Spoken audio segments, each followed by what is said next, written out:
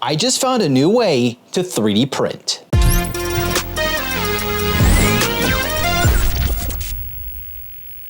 It's more efficient, it's portable, you don't need any electricity, and you only need a single tool head, but you can still use multiple materials, which is wild because nobody in tech is talking about it.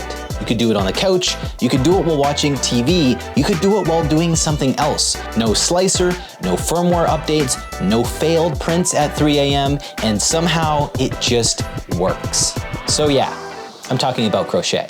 I got into crochet recently, and honestly, it's been an absolute blast, which surprised me because I'm not exactly the relaxing hobbies kind of guy.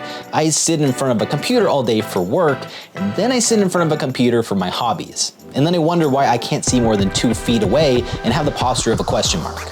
Crochet is the first thing in a long time that doesn't involve a screen. That said, it does not start smoothly. If you crochet, you already know where this is going. The magic ring from hell. I could not get it at all.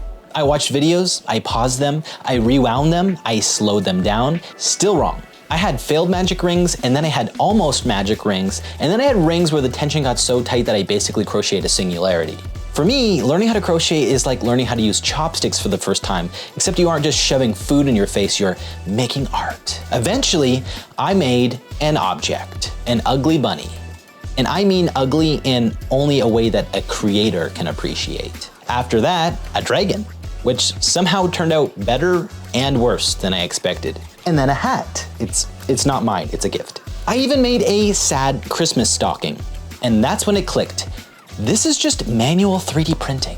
This is the tool head, this is the filament, and the slicer is anxiety and muscle memory. Layer by layer, maintaining tension control and error correction in real time with no supports needed, no power draw, no print farm noises at 3 a.m. annoying the neighbors, no toxic fumes, no fire hazards. Not to mention the materials can feel really nice to work with. And you can make really nice gifts. I know, this is a tech channel, why am I talking about crochet? Well, for someone who lives at a desk, this is a game changer. I can sit on the couch, follow a pattern, and binge watch a show at the same time. My hands are busy, my brain gets to relax, I'm still looking less than 2 feet away, but I'm still making something.